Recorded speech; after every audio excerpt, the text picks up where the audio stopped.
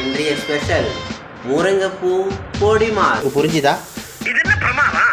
இது விட பெசலைட் ஒண்ணு இருக்கு. கூமுடா.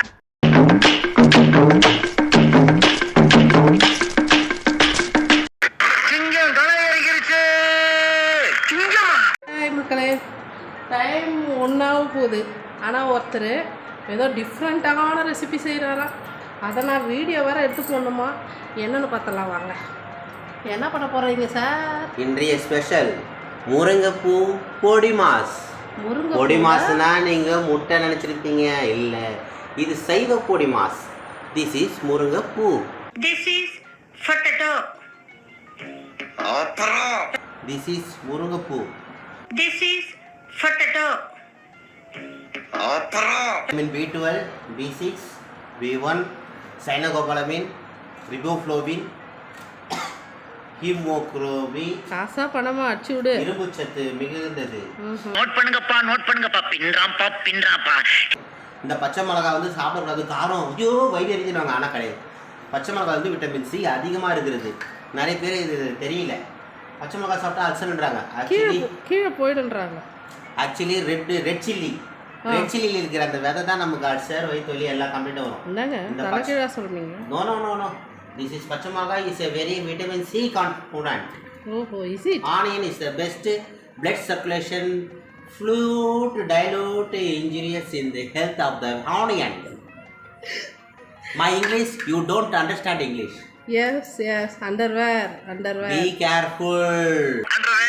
இதுக்கு தேவையான பொருள் முருங்கைப்பூ, சிறிதளவு நறுக்கிய வெங்காயம், கருவேப்பிலை, பூண்டு, நறுக்கி வைத்த பூண்டு, பச்சை மிளகாய்.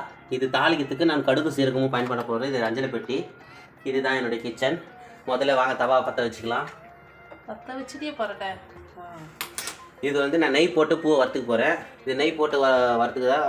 முருங்கைப்பூவில் நெய் போட்டாலே ரொம்ப நல்லா ஃப்ளேவராக இருக்கும். நெய்யை கரைஞ்சி சூட்டில் பாலில் வந்து பாலை தயிராக்கி, மோராக்கி, பாலில் வெண்ணெயாக்கி, பாலில் பட்டராக்கி, பட்டர்லேருந்து நெய் காசும் போது பாலில் இருக்கிற நெய் பதம் வரத்துக்கு டெஸ்ட் பண்ணுறதுக்கு முருங்கைக்கீரையை போட்டு பண்ணுவாங்க. அந்த முருங்கைக்கீரை அவ்வளோ டேஸ்ட்டாக இருக்கும். அதனால இந்த வானலில் நெய் போட்டுக்கிட்டு அந்த நெய் சுட்ட உடனே இந்த முருங்கைப்பூவை முதல்ல வறுத்து எடுத்துப்பேன். அப்போ தான் நமக்கு அது ஃப்ளேவராக மனமாக இருக்கும். முருங்கைப்பூவை போட்டுக்கோங்க. எங்கள் வீட்டுக்காரங்க அந்த முருங்கைப்பூவை ஏற்கனவே அலசி வச்சுருக்காங்க. அவங்களுக்கு சுத்தமாக இருந்தால் தான் பிடிக்கும். என் மேலே அவங்களுக்கு நம்பிக்கை இருக்காது. ஏன்னா ஜென்ஸு சமையல் எப்படின்ட்டு உங்களுக்கும் பொதுவாக தெரிஞ்சிருக்க வாய்ப்பு இருக்குது. இல்லைன்னா நீ என்ன தெரியுமா சொல்லியிருப்ப, அது மேலே மரத்தில் இருந்து தானே கீழே வந்திருக்கு, அதெல்லாம் ஃப்ரெஷ்ஷாக தான் இருக்கும், அதெல்லாம் அலசக்கூடாது, சத்தெல்லாம் போயிடும்னு சொல்லுவேன். இப்போ என்ன வதக்கணும் வதக்கிக்கணும். நல்லா கொஞ்சம் அது சுதங்கிற அளவுக்கு கொஞ்சம் வதக்கிக்கணும். வதக்கணும் அதுங்க. இது ஒரு அம்மாவும் சொல்லுவாங்க, அது எங்களுக்கு ரொம்ப பிடிக்கும்.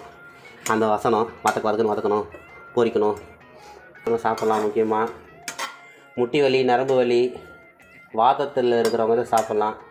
இது நல்ல ஒரு அரு மருந்து. வதக்கின முருங்கைப்பூவை, நெய்யில் வதக்கின முருங்கைப்பூவை தனியாக ஒரு தட்டில் எடுத்து வச்சுக்கிறேன். நல்லா ஆட்டப்பட்ட சுத்தமான நல்லெண்ணெய், கடுகு போடுங்க. டிப்பு டிப்பு டிப்பு டிப்பு டிப்பு டிப்பு டிப்பு கருவேப்பிலை, பூண்டு, பச்சை மிளகாய். அதெல்லாம் சொல்லக்கூடாது பேர்லாம். இதை வந்து வதக்கணும் வதக்கிக்கணும். எண்ணெய் இது மாதிரி நுரைச்சி வரணும். இது மாதிரி எண்ணெய் நுரைச்சி வந்தால் இது சுத்தமான எண்ணெய்னு அர்த்தம். நான் கொஞ்சம் வெங்காயம் போட்டுக்கிறேன். நறுக்கின வெங்காயத்தை ஒரு கொஞ்சமாக சிறிதளவு சேர்க்குறேன். உப்பு ஆல்ரெடி சேர்த்துருக்கேன். அதனால சால்ட் பக்கத்தில் பூண்டோடு இருக்கும். அதனால் சும்மா சிறிதளவு போடு, வெங்காயம். அதனால் சிறிதளவு உப்பு. சமைக்க ஆரம்பிச்சான்னா எல்லாரும் வாயில எச்சுதான் ஊறும். எதுக்கு உனக்கு காரியத்தை எல்லாம் போட்டு வதக்கி பொடி மாசு வதக்கிற மாதிரியே தான். சிம்மில் வைங்க. சிம்மில் தான் இருக்குது. வெங்காயம் கொஞ்சம் நேரம் வதங்கட்டும். புரிஞ்சுதா? உங்களுக்கு புரிஞ்சுதா? புரியலன்னா திருப்பி லைக் கொடுங்க, ஷேர் பண்ணுங்கள், திருப்பி பார்த்துக்கிட்டே இருங்க. அப்போ தான் உங்களுக்கும் புரியும், எங்களுக்கும் வியூஸ் வரும். ஒரு விஷயத்தை நம்ம கவனமாக கவனிக்கணும்னா 2வது முறை ரிப்பீட் பண்ணணும், ஷேர் பண்ணணும், லைக் பண்ணணும். திருப்பி நீங்கள் இதை பார்த்தா தான் உங்களுக்கு டேஸ்ட்டாக வரும்.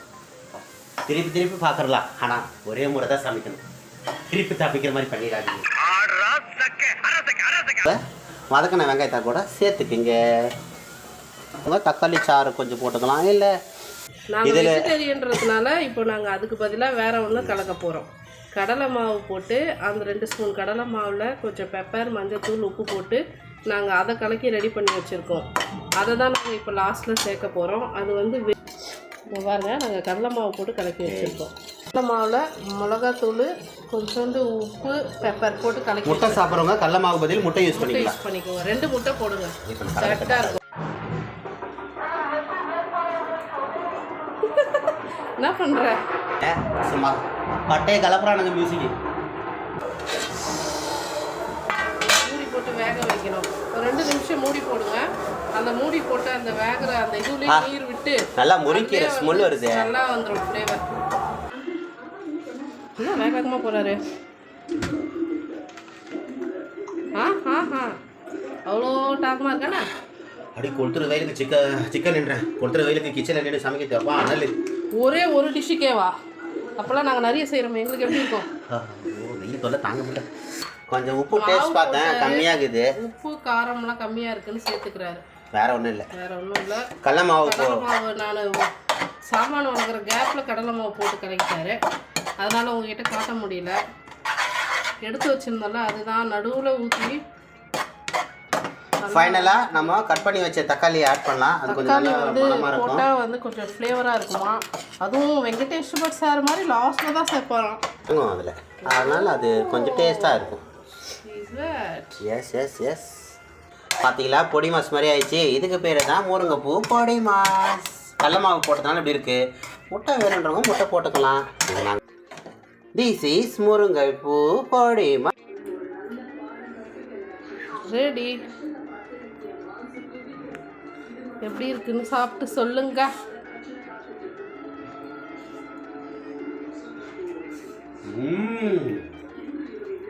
நீ செஞ்சது நீ நல்லா இருக்குன்னு தான் சொல்லுவேன். நான் வரேன், நான் டேஸ்ட் பண்ணி பார்க்குறேன்.